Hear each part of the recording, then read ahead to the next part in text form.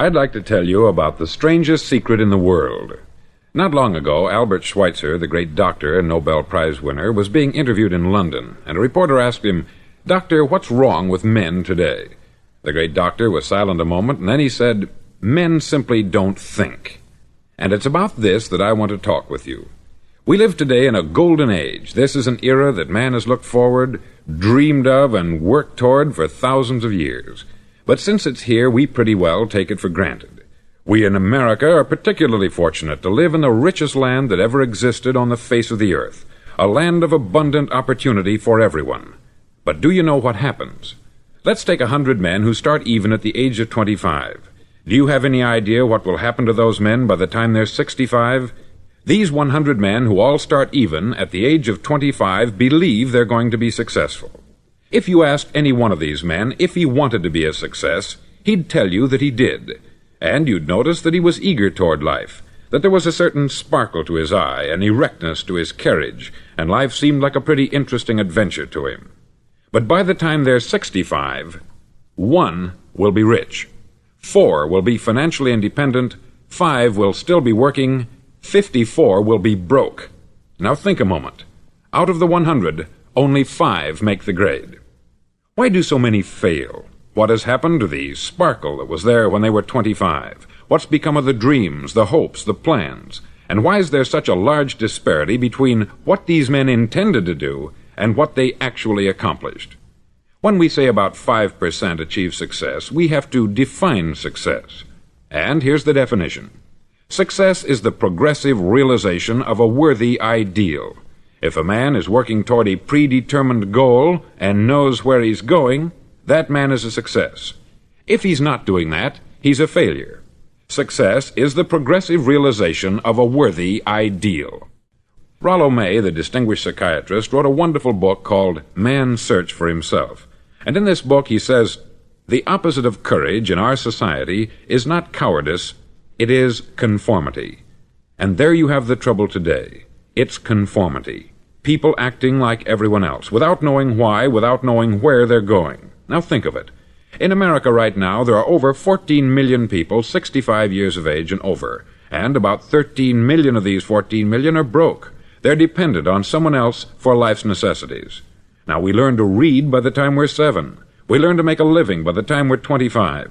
Usually, by that time, we're not only making a living, we're supporting a family. And yet, by the time we're 65, we haven't learned how to become financially independent in the richest land that has ever been known. Why?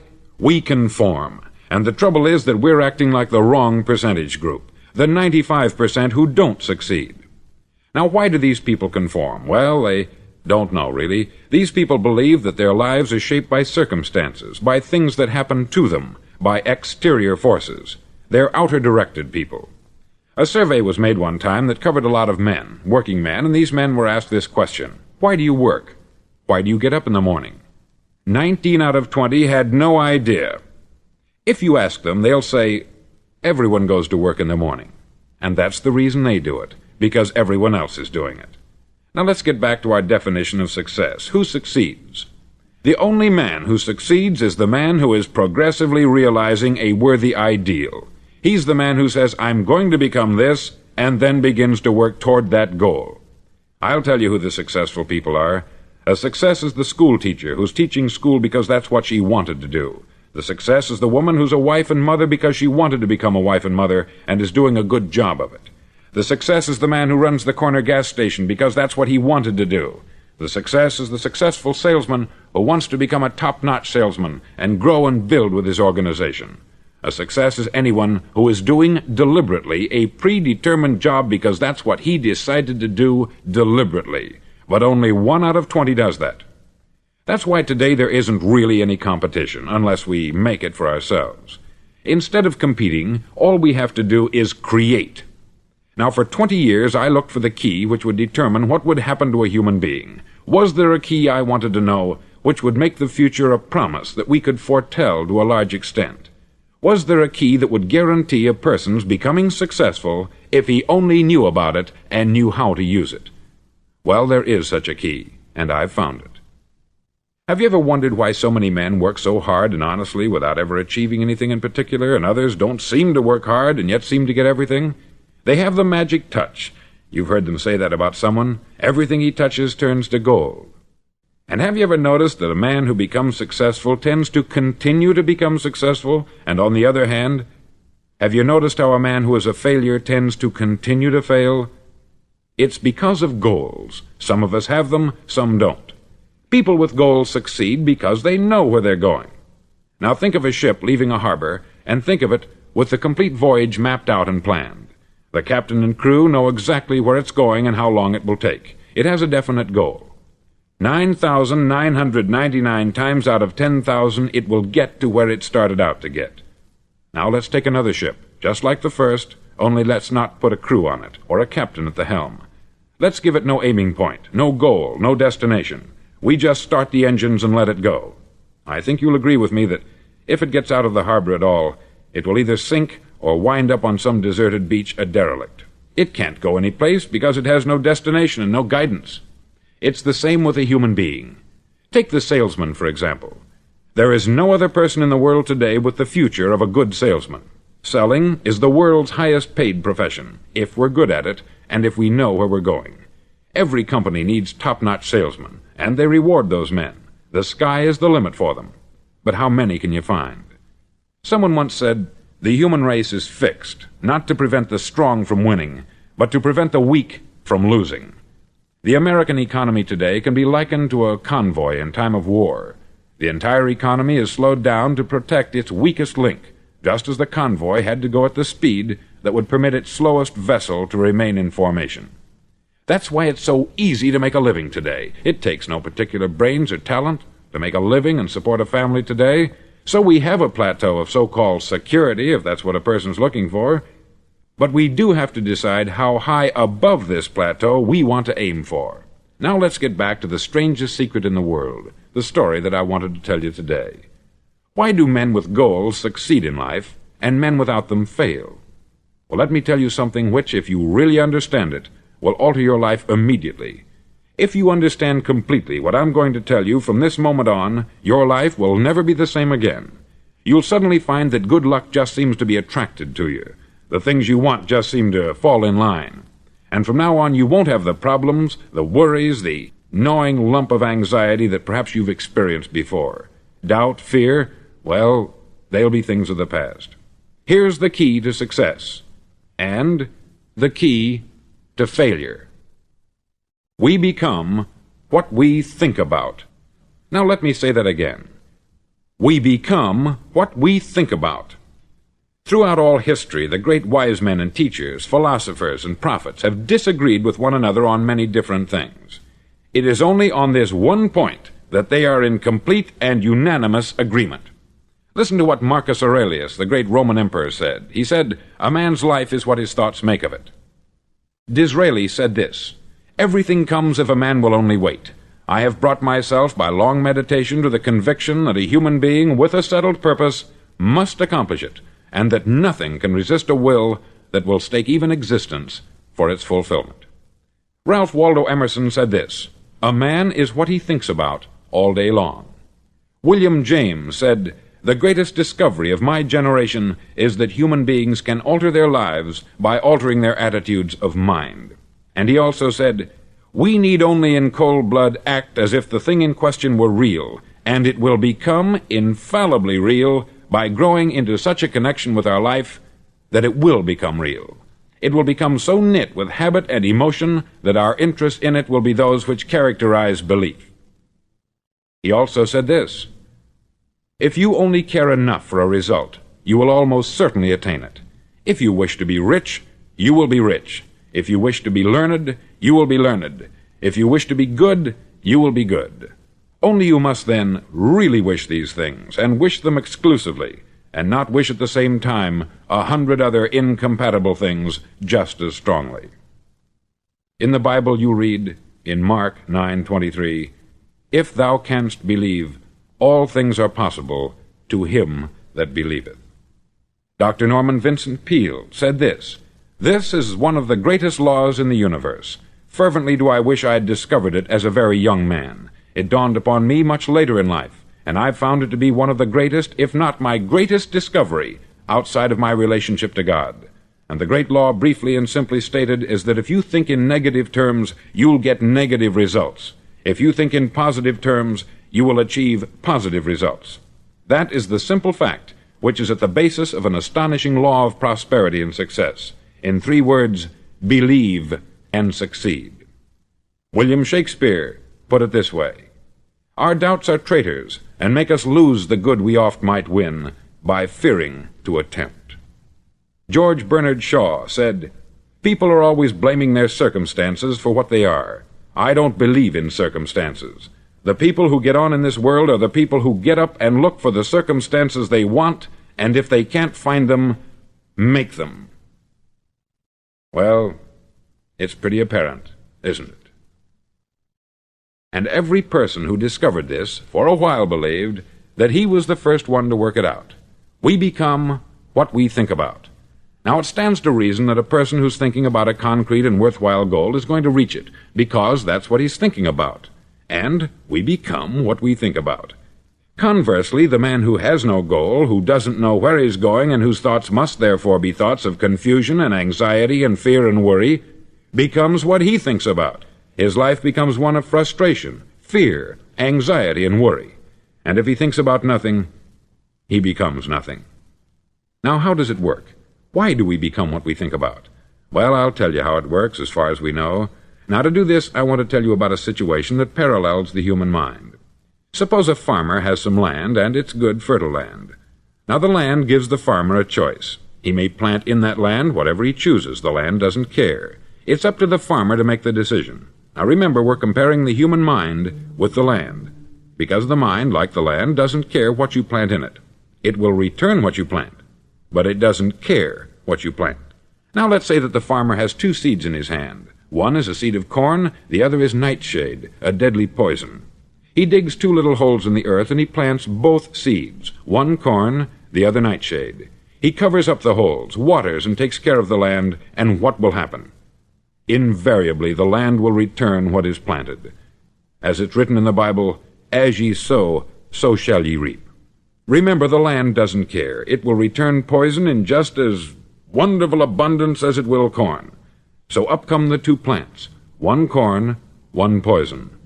Now, the human mind is far more fertile, far more incredible and mysterious than the land, but it works the same way.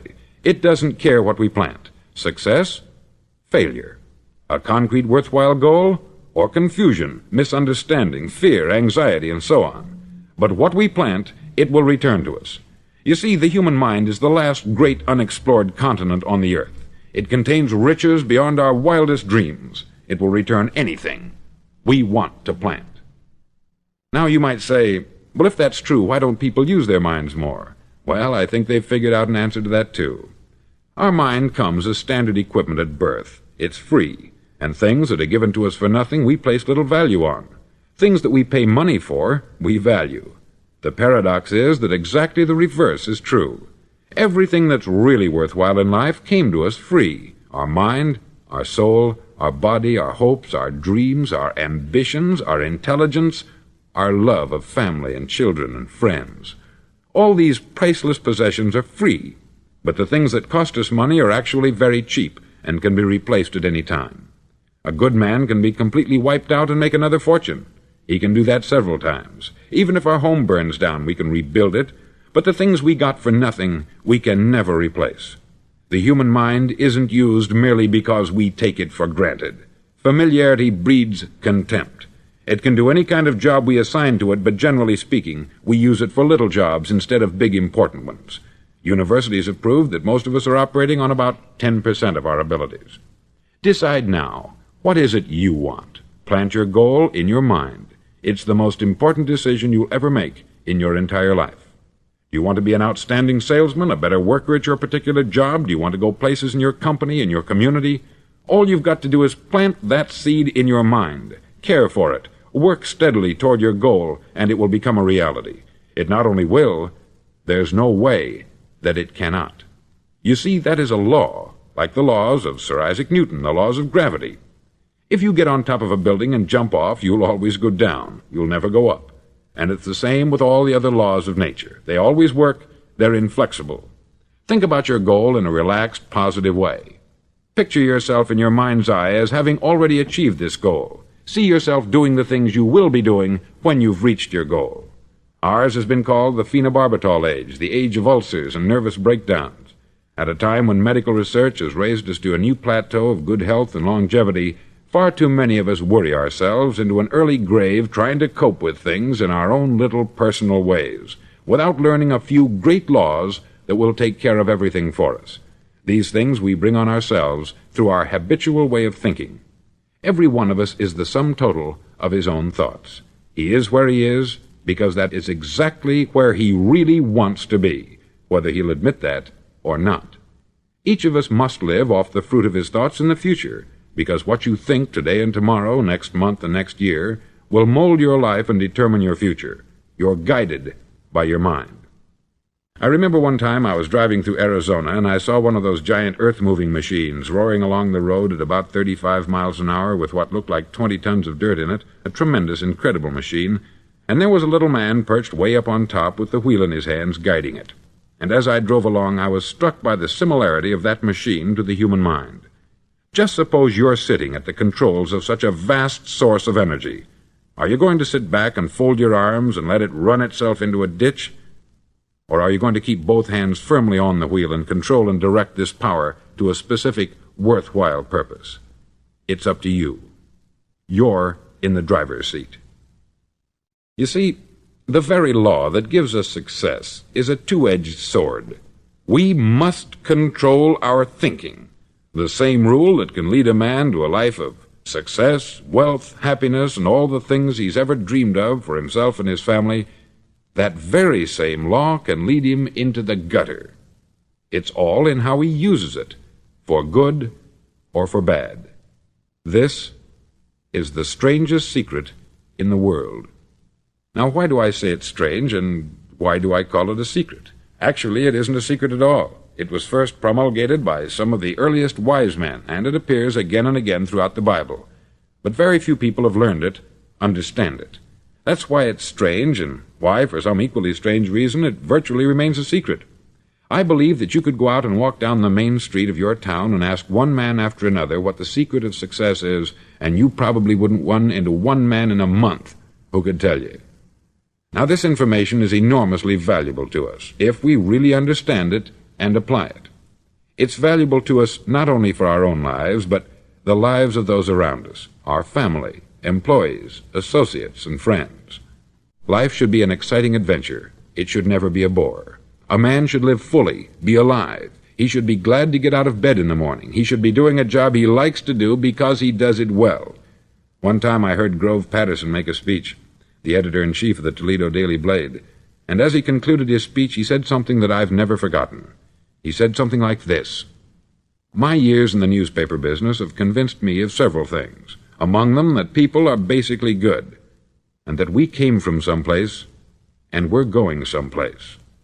So we should make our time here an exciting adventure. The architect of the universe didn't build a stairway leading nowhere." And the greatest teacher of all, the carpenter from the plains of Galilee, gave us the secret time and time again.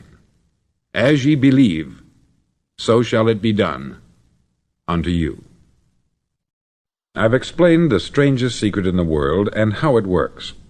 Now I want to explain how you can prove to yourself the enormous returns possible in your own life by putting this secret to a practical test. I want you to make a test that will last 30 days. Now, it isn't going to be easy. If you'll give it a good try, it will completely change your life for the better.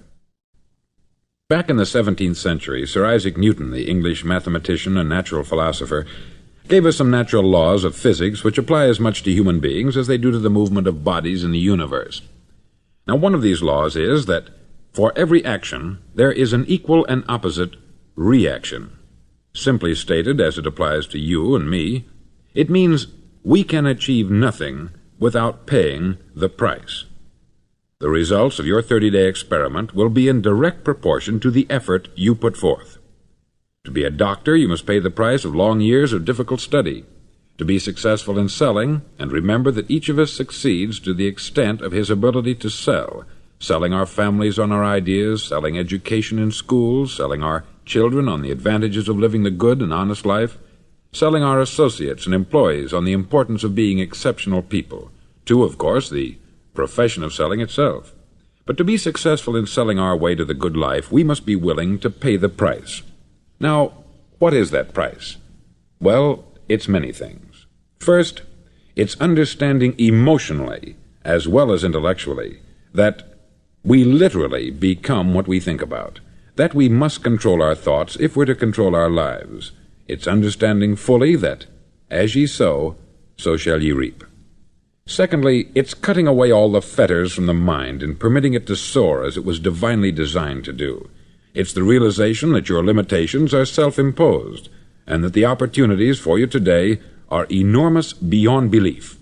It's rising above narrow-minded pettiness and prejudice.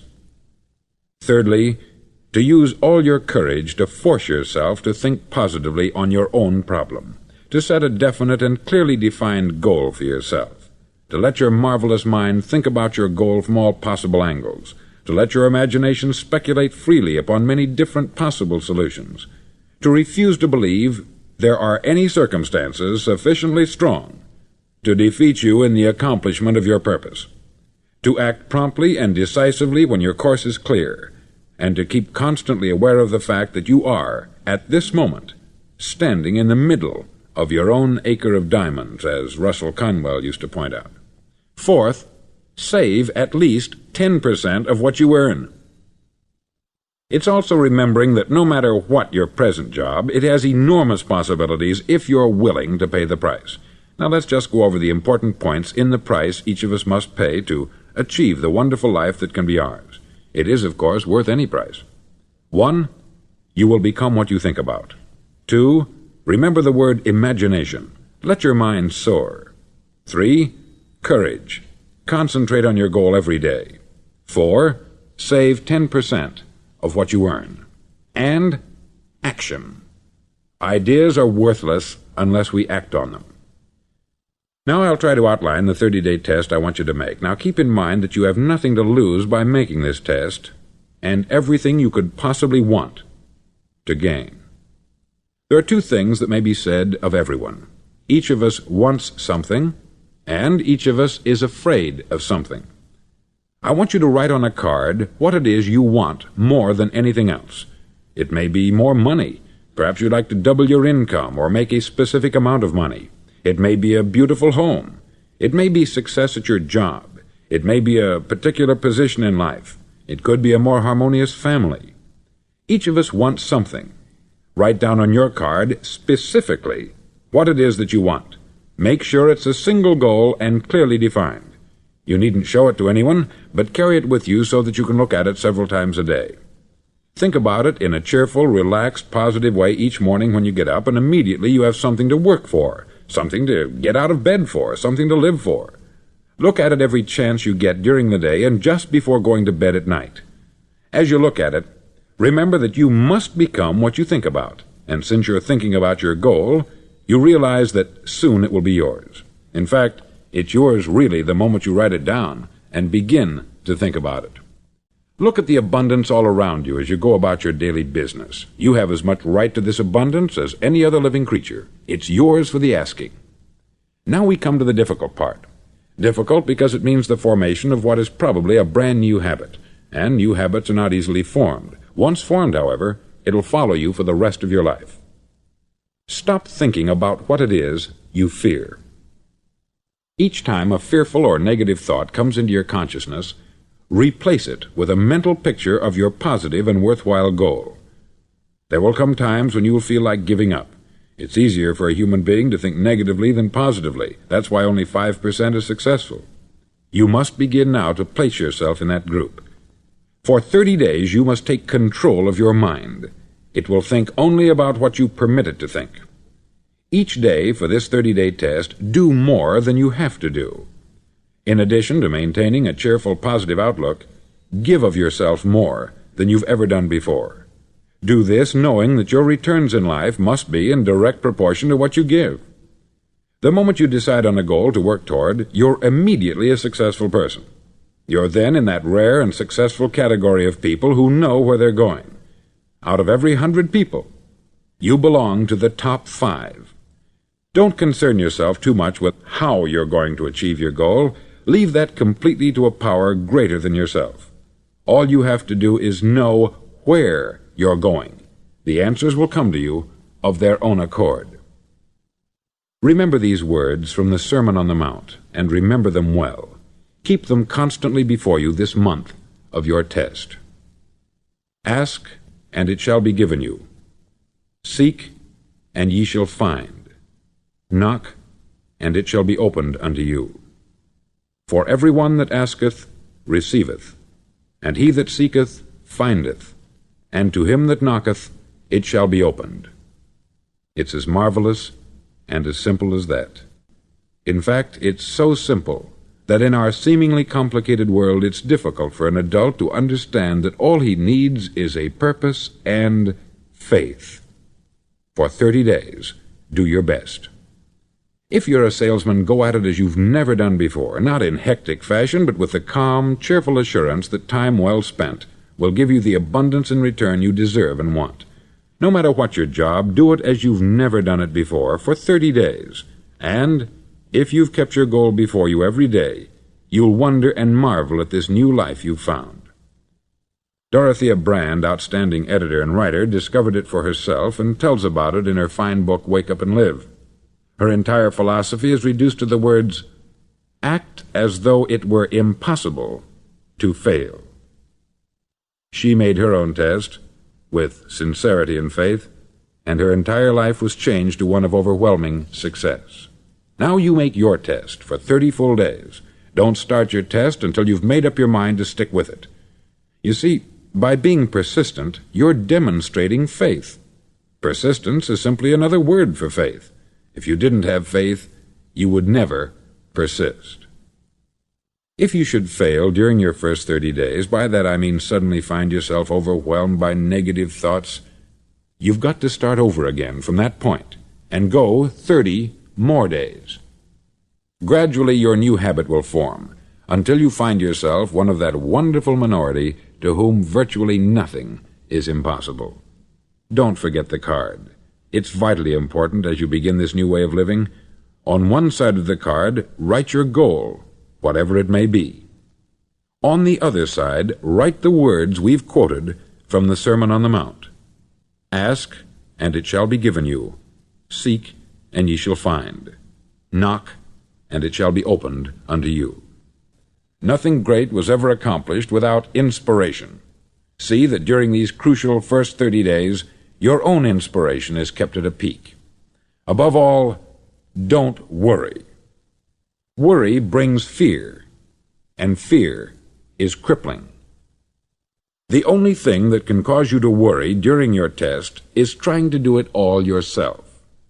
Know that all you have to do is hold your goal before you. Everything else will take care of itself. Remember also to keep calm and cheerful. Don't let petty things annoy you and get you off course. Now, since making this test is difficult, some may say, well, why should I bother? Well, look at the alternative. No one wants to be a failure. No one really wants to be a mediocre individual. No one wants a life constantly filled with worry, fear, and frustration. Therefore, remember that you must reap that which you sow. If you sow negative thoughts, your life will be filled with negative things. If you sow positive thoughts, your life will be cheerful, successful, and positive. Now, gradually, you will have a tendency to forget what you've heard on this record. Play it often. Keep reminding yourself of what you must do to form this new habit. Gather your whole family about and listen to what's been said here at regular intervals. You know, most men will tell you that they want to make money without understanding the law. The only people who make money work in the mint. The rest of us must earn money. This is what causes those who keep looking for something for nothing or a free ride to fail in life. The only way to earn money is by providing people with services or products which are needed and useful. We exchange our product or service for the other man's money. Therefore, the law is that our financial return will be in direct proportion to our service. Success is not the result of making money. Making money is the result of success, and success is in direct proportion to our service. Most people have this law backwards. They believe that you're successful if you earn a lot of money. The truth is that you can only earn money after you're successful. It's like the story of the man who sat in front of the stove and said to it, "Give me heat, and then I'll add the wood." How many men and women do you know, or do you suppose there are today, who take the same attitude toward life? There are millions. We've got to put the fuel in before we can expect heat. Likewise, we've got to be of service first before we can expect money. Don't concern yourself with the money. Be of service. Build, work, dream, create. Do this, and you'll find there's no limit to the prosperity and abundance that will come to you. Prosperity is founded upon a law of mutual exchange. Any person who contributes to prosperity must prosper in turn himself. Sometimes the return will not come from those you serve, but it must come to you from someplace, for that is the law. For every action, there is an equal and opposite reaction. As you go daily through your 30-day test period, remember that your success will always be measured by the quality and quantity of service you render, and money is a yardstick for measuring this service. No man can get rich himself unless he enriches others. There are no exceptions to a law. You can drive down any street in America and from your car estimate the service that's being rendered by the people living on that street. Had you ever thought of this yardstick before? It's interesting. Some, like ministers and priests and other devoted people, measure their returns in the realm of the spiritual, but again, their returns are equal to their service. Once this law is fully understood, any thinking person can tell his own fortune. If he wants more, he must be of more service to those from whom he receives his return. If he wants less, he has only to reduce this service. This is the price you must pay for what you want. If you believe you can enrich yourself by deluding others, you can only end by deluding yourself. It may take some time, but just as surely as you breathe, you'll get back what you put out. Don't ever make the mistake of thinking you can avert this. It's impossible. The prisons and the streets where the lonely walk are filled with people who tried to make new laws just for themselves. We may avoid the laws of man, but there are greater laws that cannot be broken. An outstanding medical doctor recently pointed out 6 steps that will help you realize success. 1. Set yourself a definite goal. 2. Quit running yourself down. 3. Stop thinking of all the reasons why you cannot be successful, and instead think of all the reasons why you can. 4. Trace your attitudes back through your childhood and try to discover where you first got the idea you couldn't be a success, if that's the way you've been thinking. 5. Change the image you have of yourself by writing out a description of the person you would like to be. And 6. Act the part of the successful person you have decided to become. The doctor who wrote those words is a noted West Coast psychiatrist, David Harold Fink, M.D. Do what all experts since the dawn of recorded history have told you you must do.